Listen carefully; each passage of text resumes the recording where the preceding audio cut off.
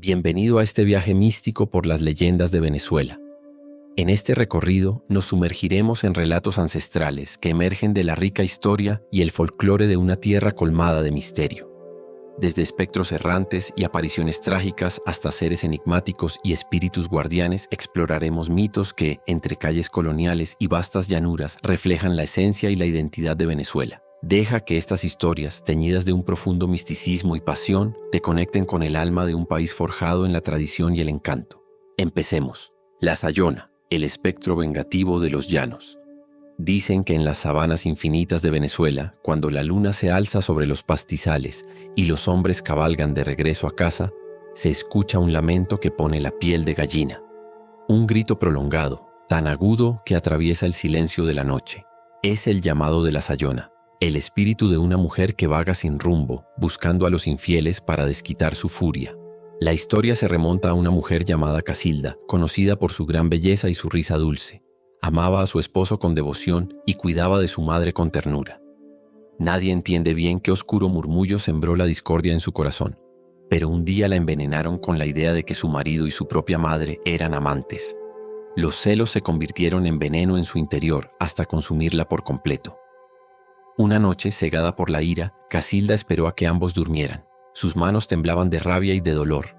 Con un arma blanca, algunos dicen un cuchillo, otros un machete, los atacó sin piedad, acabando con sus vidas. Su madre, antes de exhalar el último suspiro, la maldijo con una voz que resonó como un trueno en la oscuridad. «Te condeno a vagar eternamente sin hallar reposo».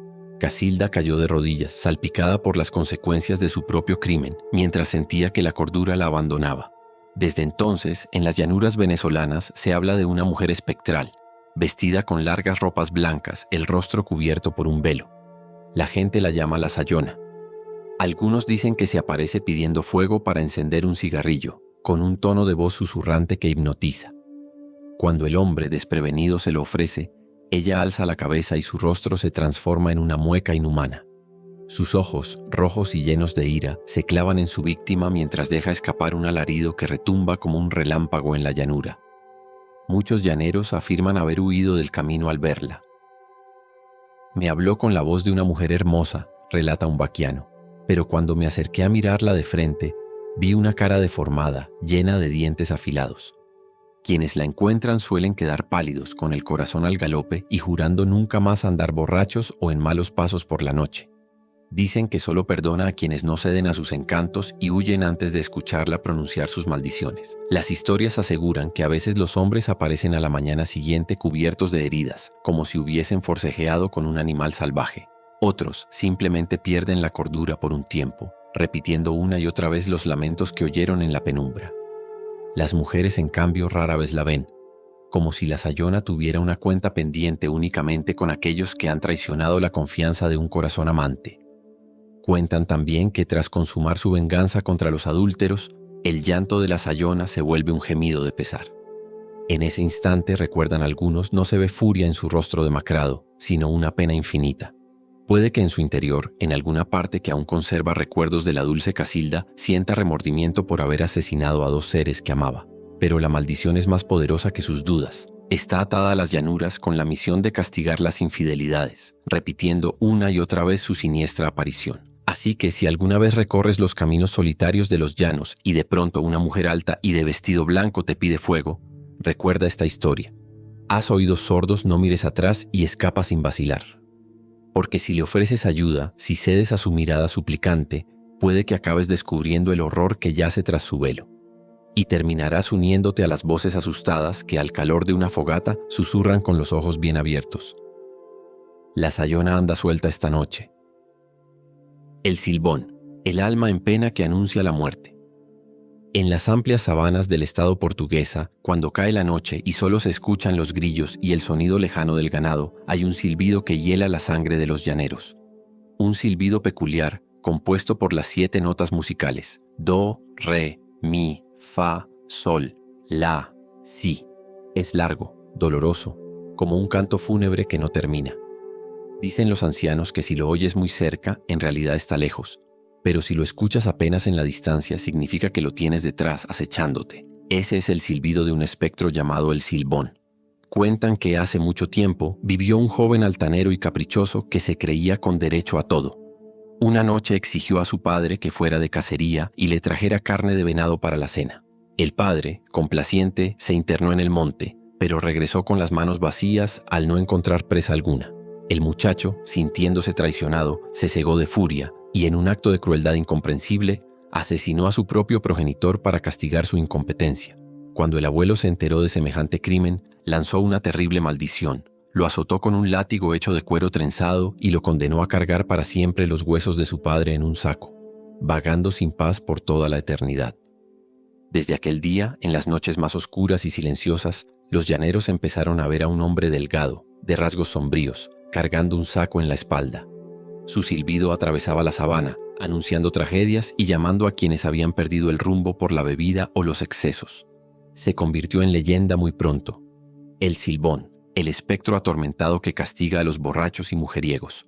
Hay quienes dicen que, llevado por el rencor, persigue a todo el que se parezca a ese padre débil que no pudo complacer su voluntad. Otros afirman que el espíritu extraña a su padre y, al ver a un hombre con el carácter fuerte de antaño, se siente retado y lo acosa sin descanso. Los que han tenido la desgracia de toparlo hablan de un instante de pavor. Primero escuchan ese silbido inconfundible, subiendo y bajando con un ritmo lúgubre. Luego, un escalofrío recorre la piel y si osan mirar atrás, ven una silueta alta y huesuda. En ocasiones describen que el Silbón abre su saco y deja caer los huesos para contar uno por uno, como si repasara el peso de su culpa. Este macabro sonido, ese traqueteo seco de los huesos, sigue a los hombres insensatos hasta que la luna se oculta. Muchas historias orales advierten: si sales de fiesta y vuelves ebrio, cuídate del Silbón. Él huele el licor y vendrá por ti. Algunos borrachos juran haberlo visto sentado a la orilla del camino, silbando con rostro afligido, tapado con un sombrero raído. Cuando pasan de largo sin prestarle atención, los persigue con pasos rápidos y un silbido cada vez más penetrante, hasta que el terror los hace huir despavoridos o caer desmayados en plena sabana. Al amanecer, dicen, esos hombres aparecen con marcas de manos en la espalda, rasguños o moretones, como si hubieran forcejeado con una fuerza sobrehumana. Sin embargo, no todo encuentro con el Silbón termina en desgracia. Hay quienes cuentan haber rezado con fe, o haberse aferrado a una cruz que llevaban al cuello, y el espectro retrocedió con un gruñido ahogado. Otros aseguran haber escapado en el último momento, justo cuando el silbido se volvió ensordecedor. Lo que sí es cierto es que pocos se atreven a retarlo cuando escuchan su inconfundible melodía nocturna. Así, el Silbón recorre los campos con su saco al hombro, penando por el crimen imperdonable de haber matado a su propio padre. Un castigo eterno que repite cada noche, buscando quizá redención o quizás la compañía de aquellos hombres errantes que vagan por la llanura sin un rumbo claro. Y mientras ese silbido resonante persista en la memoria y en las historias compartidas al calor de una fogata, el Silbón seguirá siendo el heraldo de un destino sin perdón, anunciando la muerte con esa escala lúgubre que cada llanero ha aprendido a temer.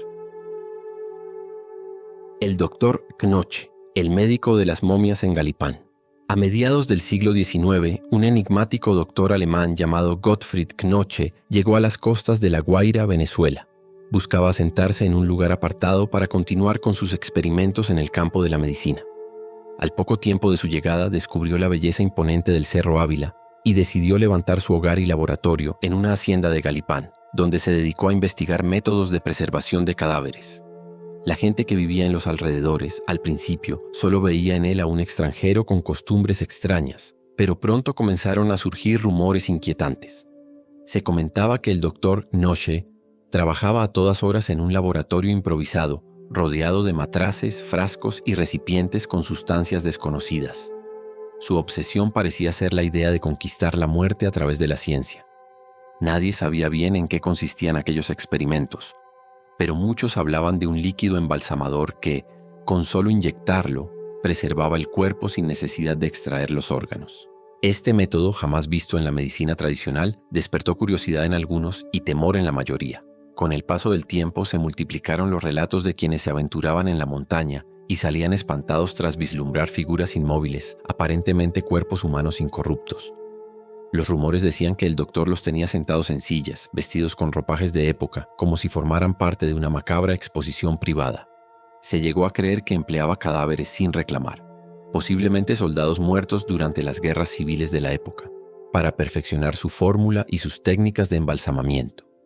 La reputación del Dr. Noche creció y también su fama de excéntrico. Por increíble que pareciera, varias familias adineradas comenzaron a acudir a él para que, al morir, sus seres queridos permanecieran intactos. A cambio de sumas considerables, el doctor preparaba el cuerpo y lo dejaba sin rastro de descomposición. Mucho tiempo después, ya al final de su vida, Knoche decidió aplicarse a sí mismo y a su fiel enfermera.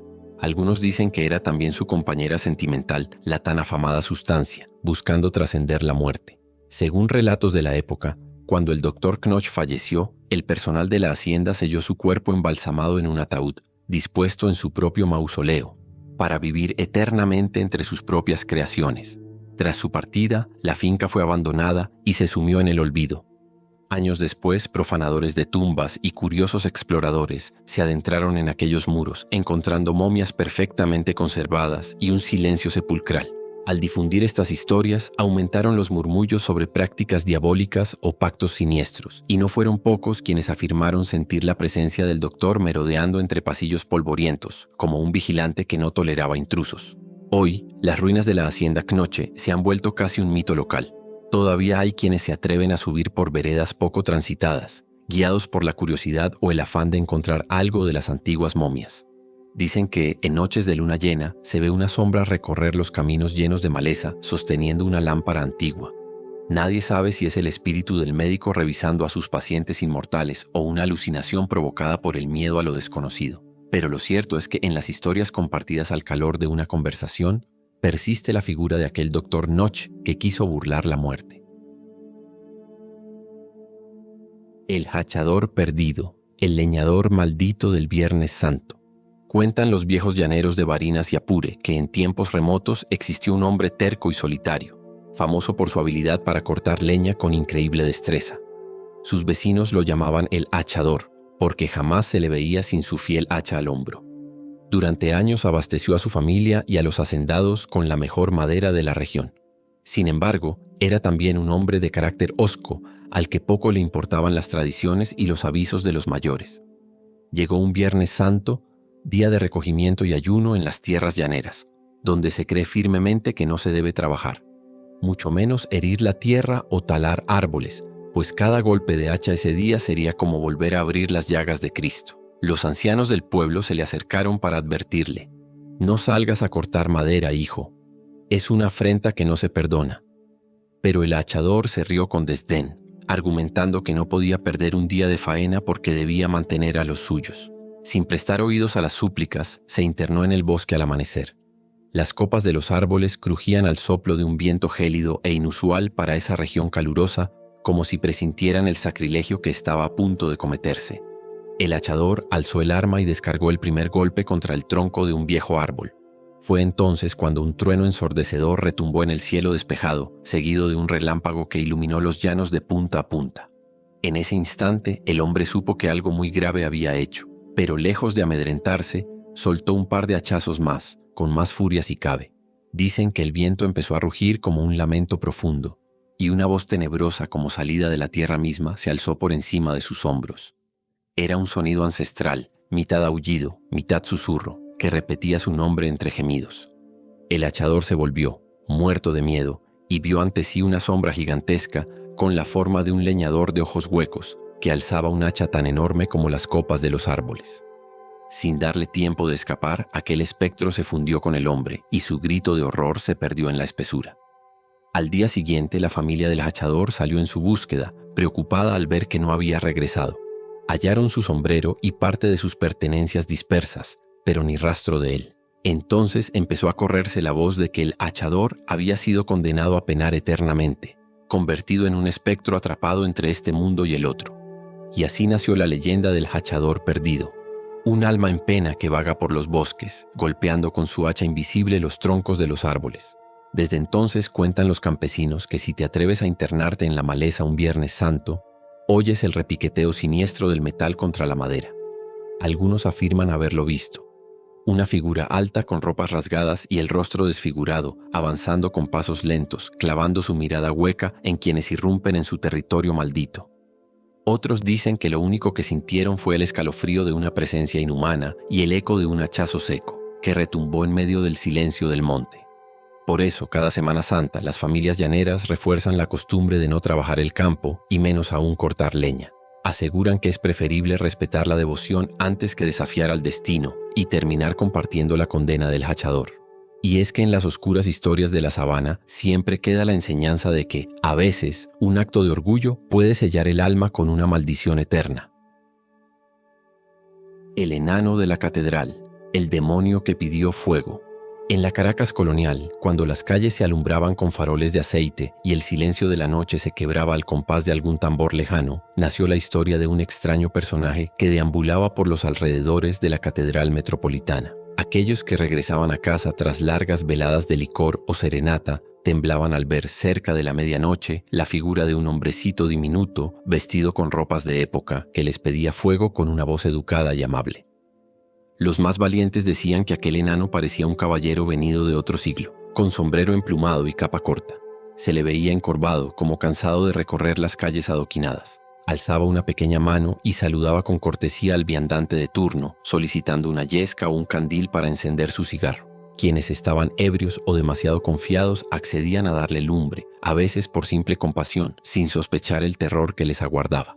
Cuentan que, en el instante en que el extraño inclinaba el rostro para encender el tabaco, su mirada adoptaba un brillo rojizo y turbador. De pronto, su cuerpo empezaba a crecer, extendiéndose hacia las alturas con un crujido grotesco, como de huesos retorciéndose. El gentil enano se transformaba en un ser gigantesco que rozaba con su cabeza las torres de la catedral y en su rostro aparecía una mueca espantosa, marcada por dientes afilados y cuernos retorcidos. Con voz cavernosa soltaba una frase que erizaba la piel de sus víctimas. «Gracias por el fuego. ¿Quieres ver el verdadero fuego que me alimenta?» Ante semejante visión infernal, los desgraciados que habían caído en la trampa huían despavoridos, a menudo gritando oraciones o balbuceando promesas de arrepentimiento. Algunos tropezaban con las piedras de la calle, rodando hasta quedar inconscientes. Los vecinos, al oír los alaridos, se encerraban tras puertas y ventanas, santiguándose con fervor, pues sabían que allá afuera el mismísimo demonio había tomado forma de enano. En otras versiones se dice que el enano no necesitaba crecer. Bastaba con que mostrara su verdadero rostro, una cara de rasgos cadavéricos y ojos llameantes, mientras se reía con un sonido que recordaba el chirrido de bisagras oxidadas. El resultado era el mismo. Los curiosos salían corriendo, horrorizados por la aparición diabólica.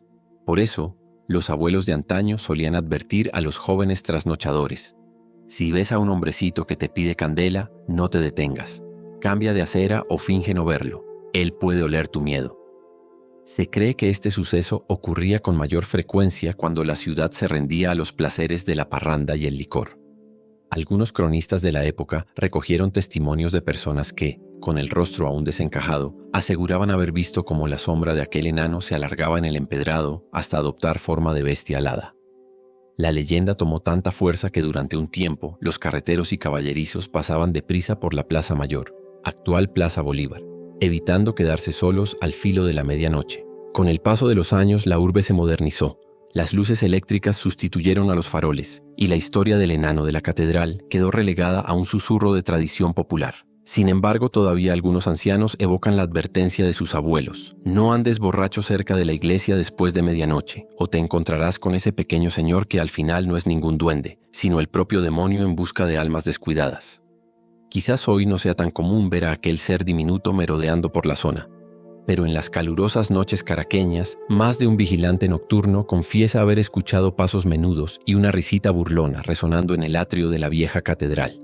Así es como en la memoria colectiva sigue viva la historia del enano de la catedral, una leyenda que advierte sobre el peligro de caminar ebrio por la ciudad y al mismo tiempo recuerda que el mal puede adoptar cualquier apariencia, incluso la más inofensiva, para acechar a quien baje la guardia. Y aunque muchos lo consideren un simple cuento, basta con que una noche oscura y solitaria surja un susurro a tus espaldas, pidiendo fuego, para que el miedo ancestral despierte y te haga apresurar el paso, no sea que el demonio vuelva a jugar con el candil de los desprevenidos.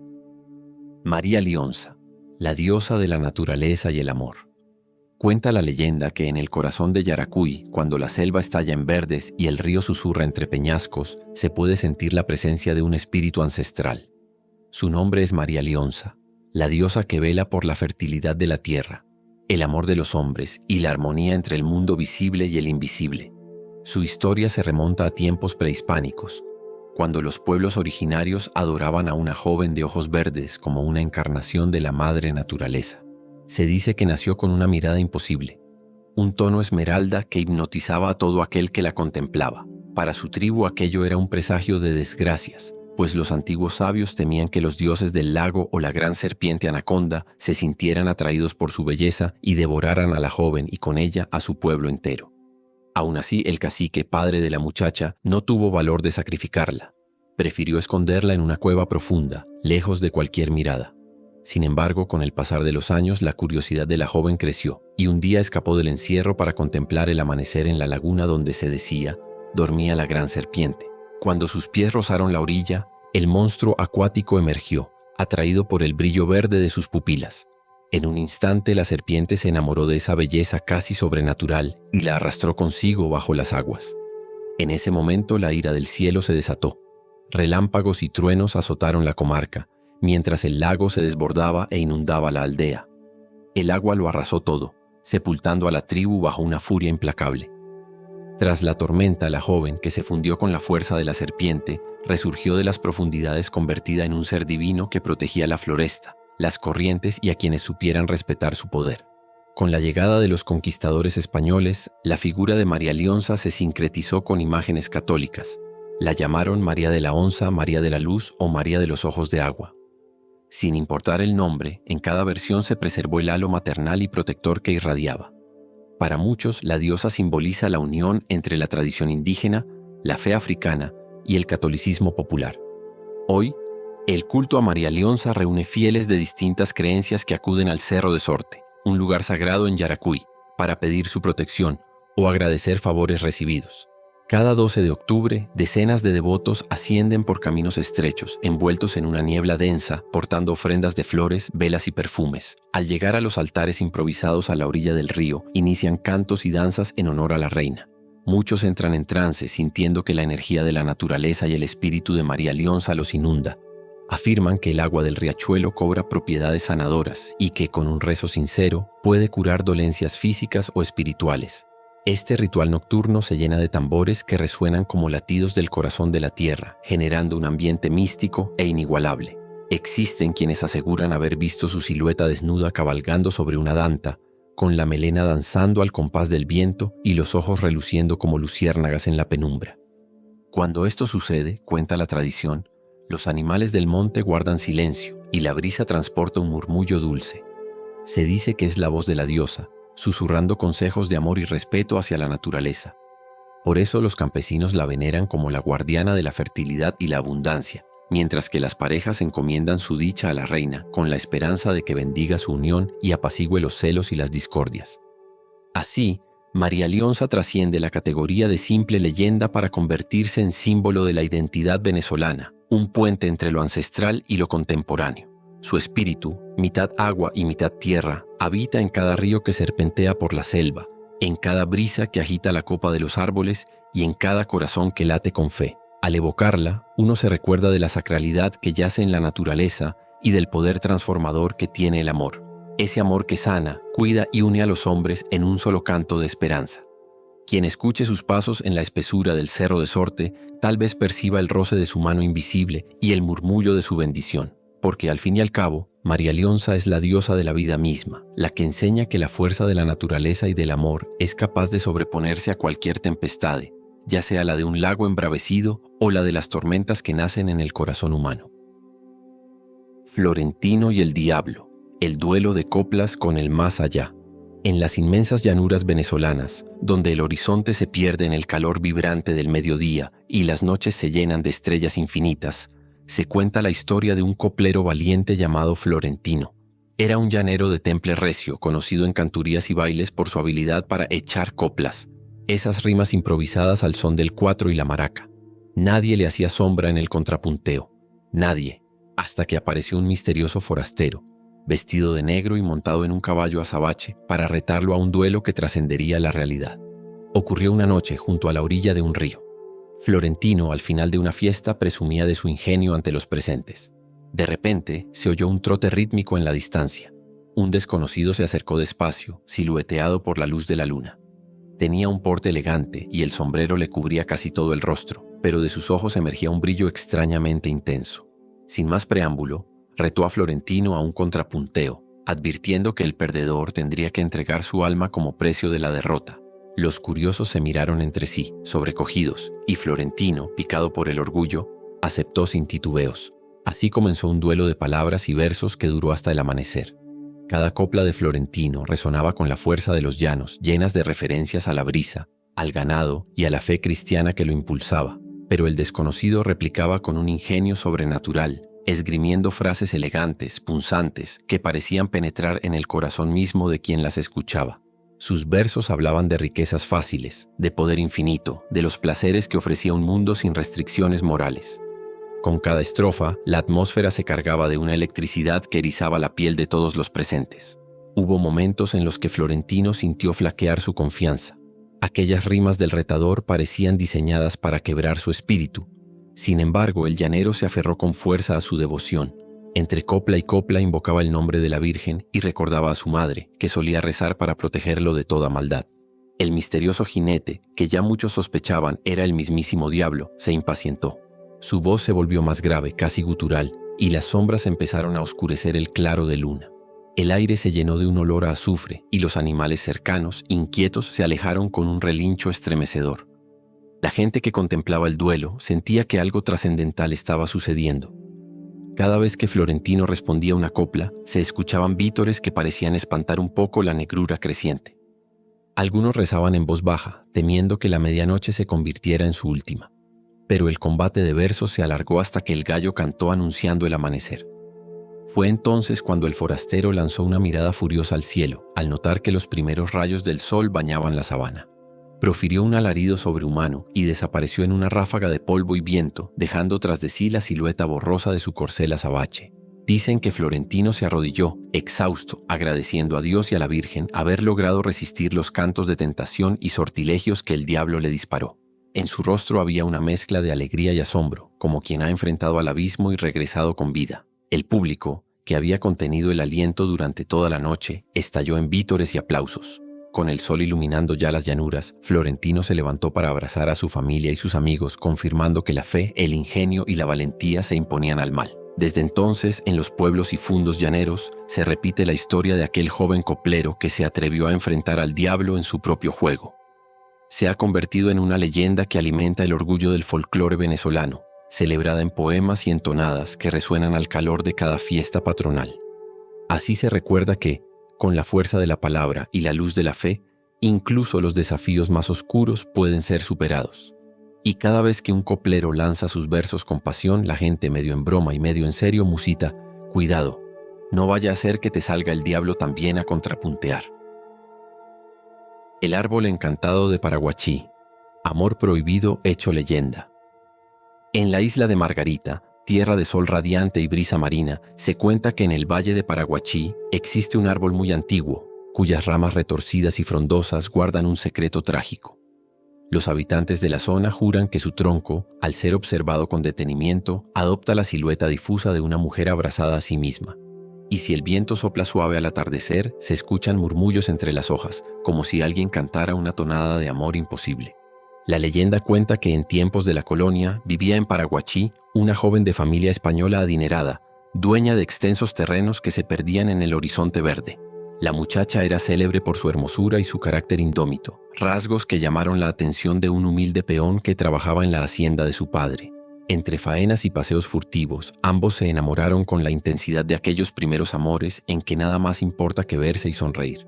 Sin embargo, esa relación era un sacrilegio a ojos del estricto patriarca, quien no toleraba la idea de que su hija diera el corazón a un simple trabajador. Con cada mirada clandestina, el amor prohibido se avivaba como fuego en hojas secas. Se buscaban en la penumbra de los atardeceres, escondidos tras los arbustos o los corrales de ganado. Fue cuestión de tiempo para que el padre descubriese esos encuentros. Encolerizado, ordenó castigar al peón y separarlo de su hija de forma contundente. Dicen que lo humilló públicamente y lo amenazó con un castigo peor si volvía a aparecer. Desesperado y temiendo por la vida de ella, el muchacho decidió huir al interior de la isla, jurando que regresaría algún día con mejores condiciones para pedir su mano dignamente. Poco después circuló la trágica noticia de que el joven se había quitado la vida, incapaz de sostener una esperanza rota. Al enterarse, la muchacha sintió que su mundo se desmoronaba. Cuentan que en su desesperación pasó horas arrodillada junto a un frondoso árbol, llorando sin consuelo. Entre sollozos elevó una plegaria a las fuerzas divinas, pidiendo dejar de sentir ese dolor que la consumía. La leyenda sostiene que la naturaleza, compadecida, atendió su ruego y la fundió con el árbol bajo el que derramaba sus lágrimas. Su cuerpo se transformó en la corteza y sus brazos en ramas, quedando para siempre unida a la tierra que presenció su amor y su pena. Desde entonces, los lugareños llaman a ese tronco el árbol encantado. Algunos aseguran que si uno se sienta a la sombra al anochecer, puede percibir un suave lamento, una especie de canto melancólico que rememora aquella pasión truncada. Además, hay quienes dicen que cualquier intento de cortar una rama o arrancar su corteza despierta una fuerza hostil. El viento se vuelve más agresivo, como si el espíritu de la joven se rebelara ante la profanación. Por ello, los pescadores que pasan por el lugar dejan flores a modo de respeto, pidiendo bendiciones para sus familias y protección de tempestades. Así, en el Valle de Paraguachí, sobrevive este mito que habla de un amor más fuerte que la propia vida, un amor capaz de quedar enraizado en la memoria de la isla. El árbol sigue en pie, testigo silencioso de cuantos se detienen a contemplar sus formas caprichosas y a escuchar el susurro de un romance que se niega a desaparecer. Porque la naturaleza a veces guarda en su seno los secretos de aquellos corazones que la tragedia no permite separar. Y en el rumor de las hojas siempre latirá la canción del amor prohibido que quedó atrapado en ese tronco encantado. Juan Machete, el pacto maldito por riquezas. En las vastas sabanas de Guárico y Apure, bajo un cielo abrasador de día y lleno de estrellas por la noche, se cuenta la historia de un llanero ambicioso que entregó su alma a cambio de fortuna. Lo llamaban Juan Machete, un apodo que llevó con orgullo, pues dondequiera que iba, colgaba a su cinto un enorme machete que relucía bajo el sol. Era un hombre obsesionado con poseer más tierras, más ganado, más oro. Sin contentarse con el fruto de su trabajo, decidió buscar atajos tenebrosos para lograr su meta.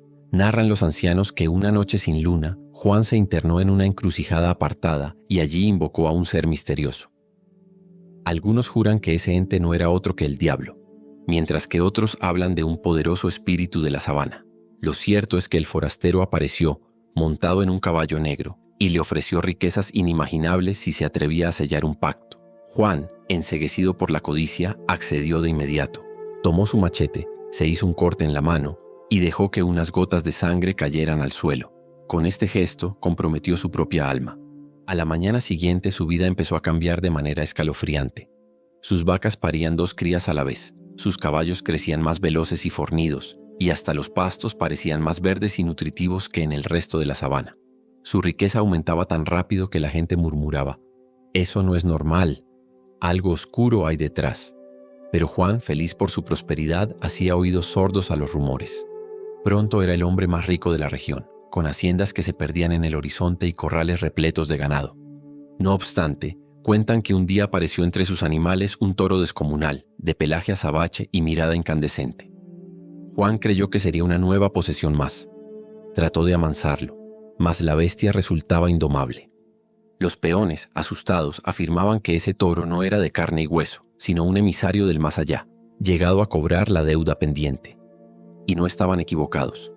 De la noche a la mañana, las reses comenzaron a morir sin explicación, las cosechas se secaban de un día para otro, y los caballos se escapaban corriendo despavoridos. El esplendor de Juan Machete se desmoronó con una rapidez tan fulminante como había llegado. Desesperado, Juan buscó ayuda en brujos y curanderos. Algunos dicen que intentó romper el pacto con oraciones, sacrificios y promesas a los santos, pero ya era demasiado tarde. Un amanecer, cuando la bruma cubría la sabana, sus peones notaron que Juan había desaparecido sin dejar rastro. Ni un cuerpo ni huellas. Solo el machete ensangrentado clavado en la puerta principal de la hacienda. Se tejieron numerosas historias al respecto. Unos sostuvieron que el diablo en persona se lo llevó tras aparecer en forma de ese toro negro gigantesco. Otros, que Juan salió corriendo enloquecido hasta internarse en la espesura y su alma quedó atrapada en el monte. Lo cierto es que después de aquel suceso, los rumores de un tesoro enterrado comenzaron a circular. Se comenta que antes de ser arrebatado, Juan Machete escondió un cofre repleto de monedas y joyas en algún lugar de sus tierras. Generaciones enteras han intentado hallar ese botín, pues se dice que la hierba siempre crece más baja en la zona donde yace, como una marca silenciosa.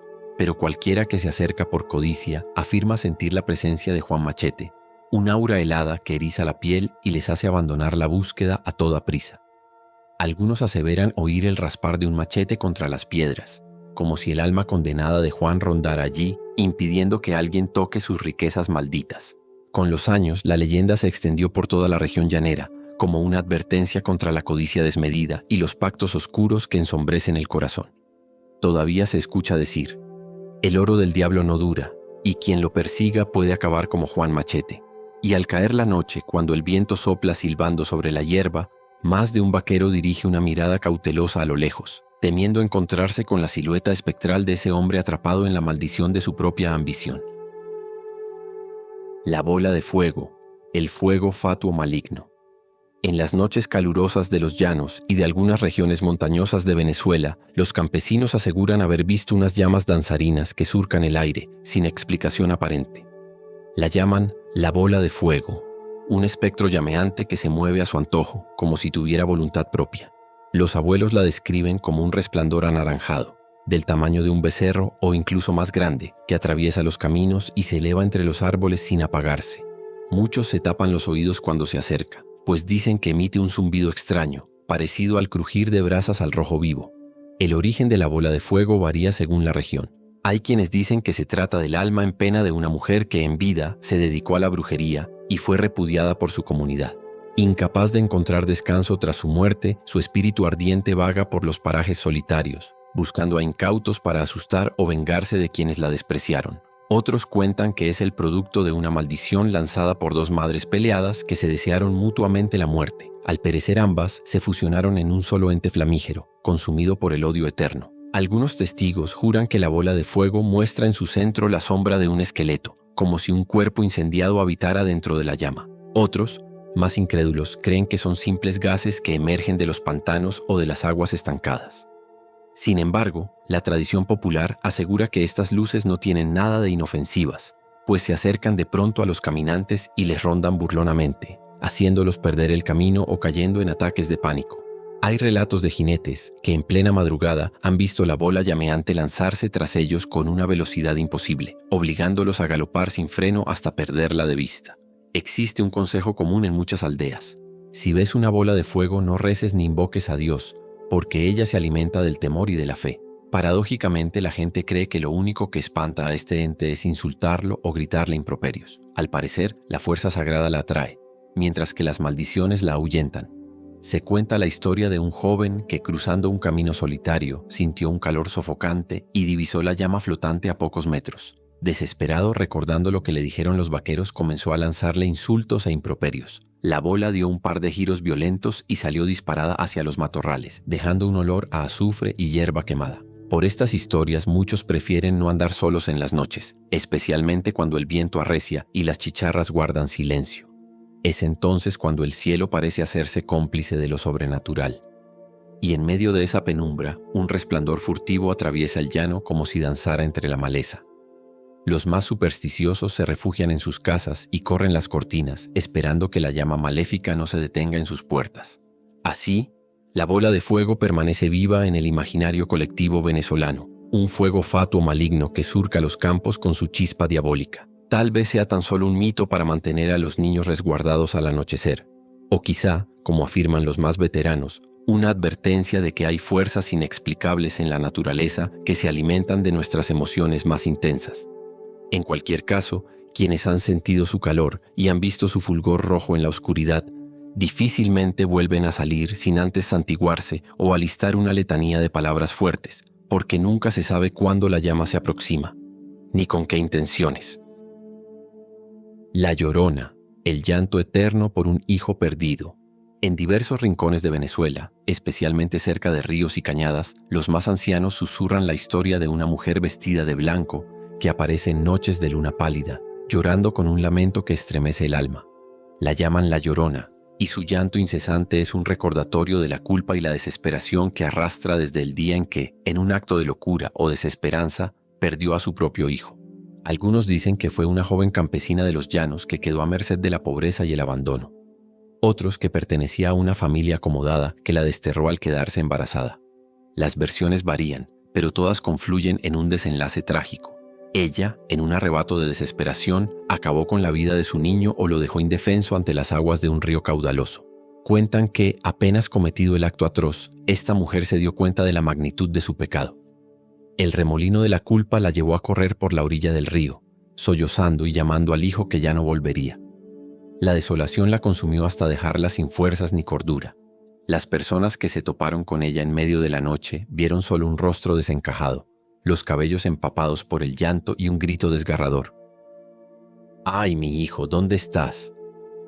Jamás regresó a su hogar. Se cree que se internó en las vastas llanuras o en los montes, incapaz de hallar paz tras semejante tragedia.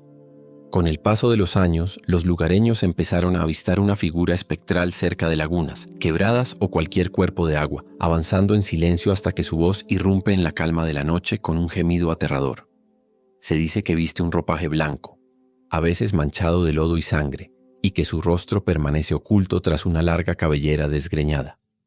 Cuando se aproxima, un viento helado sopla sin previo aviso y quienes están cerca sienten un escalofrío que los paraliza. Algunos pastores y pescadores aseguran haber huido despavoridos al verla avanzar flotando, con los pies apenas rozando la tierra. En las zonas rurales, muchas madres han enseñado a sus hijos a temerle, recordándoles que no deben acercarse a ríos o acequias de noche. La Llorona, dicen, podría confundir a los niños con su propio hijo perdido, llamarlos hacia el agua y arrastrarlos con ella en su sufrimiento eterno.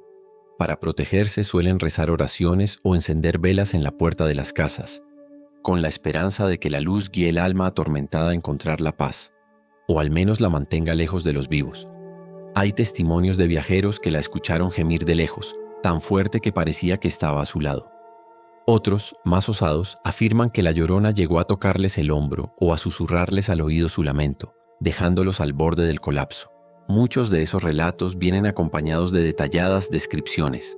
La voz quebrada de la mujer, su aliento frío y un llanto que se clava en la mente y no se olvida jamás.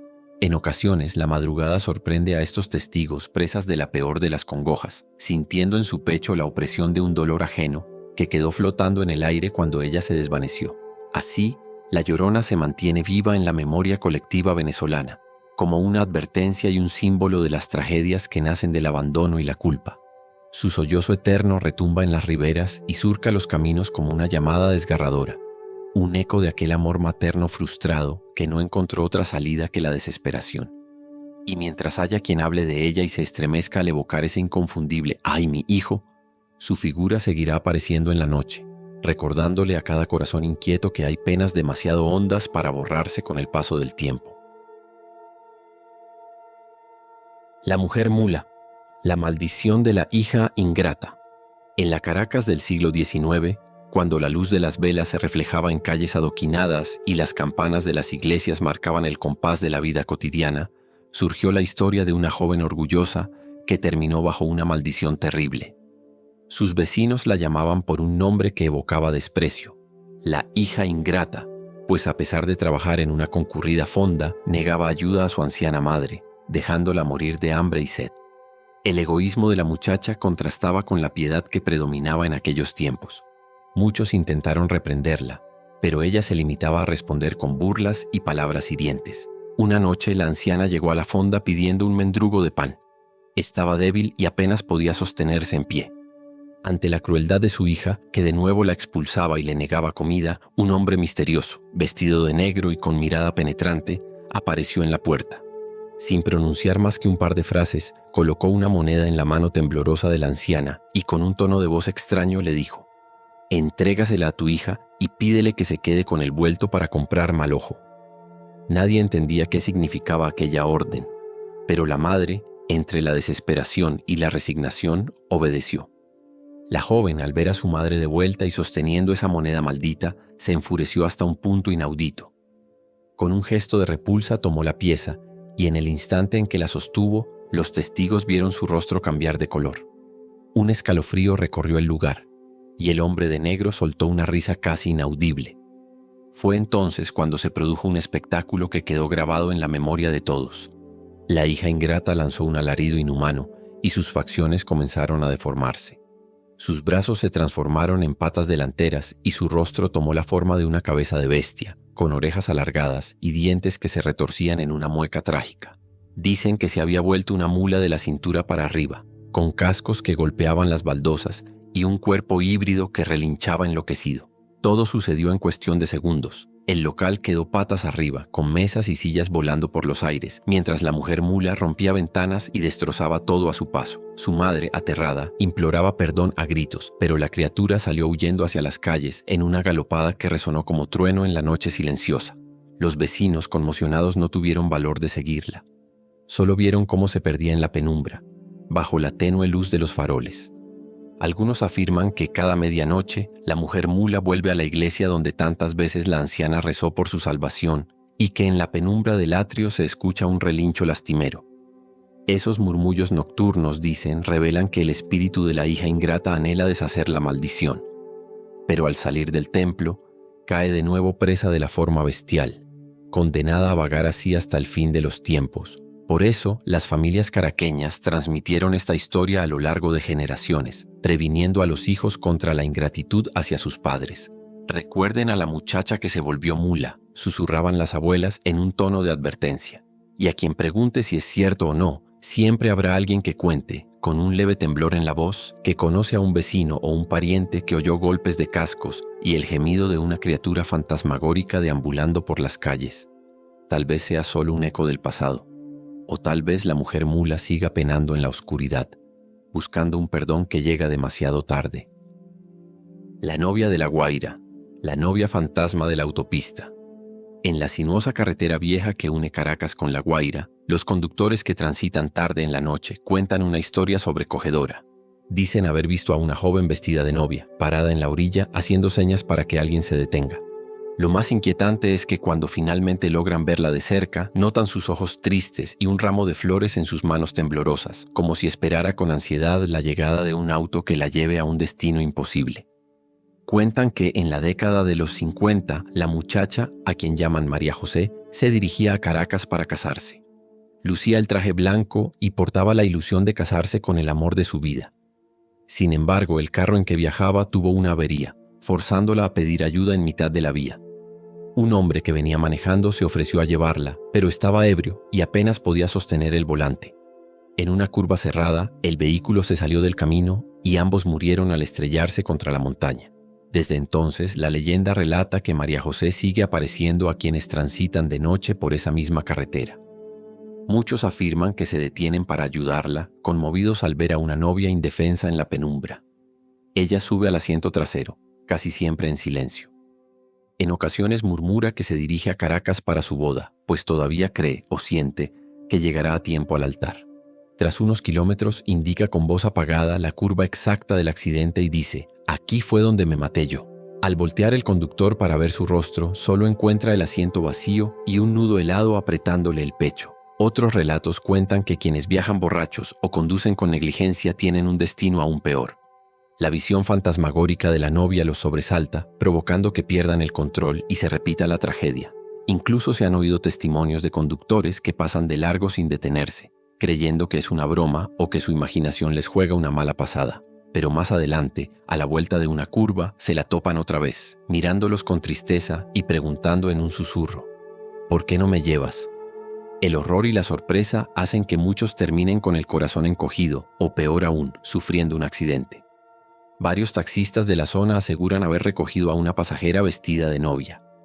Al llegar al punto donde se supone debía bajarse, ella desaparecía sin dejar rastro, a veces con el leve aroma de las flores de azahar flotando en el aire. Otros juran encontrar un ramo en el asiento trasero, como si fuera un agradecimiento desde el más allá. Así, la novia de La Guaira ha quedado grabada en la memoria popular como un símbolo de amor truncado y de advertencia para los imprudentes. Cuando la neblina cubre la vía y la luz de los faros apenas logra abrirse paso en la penumbra, más de un conductor reduce la velocidad al recordar los testimonios de esa novia espectral atrapada en la última noche de su vida. Quizás ella todavía sueña con llegar a la iglesia donde el anillo y las promesas de amor la aguardan. Tal vez deambula en busca de un rescate imposible, el que nunca logró recibir en vida.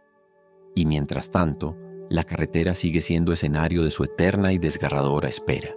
A lo largo de este recorrido, hemos descubierto leyendas que nos unen con la sabiduría y la fortaleza de un país tan cautivador como lleno de contrastes. Estos relatos cargados de misterio y emoción nos invitan a reflexionar sobre la estrecha conexión entre la cultura, la historia y el espíritu humano. Espero que estas historias hayan despertado en ti la curiosidad por un universo de tradiciones y maravillas que aún perduran en el imaginario venezolano. Gracias por acompañarme en este viaje y hasta la próxima.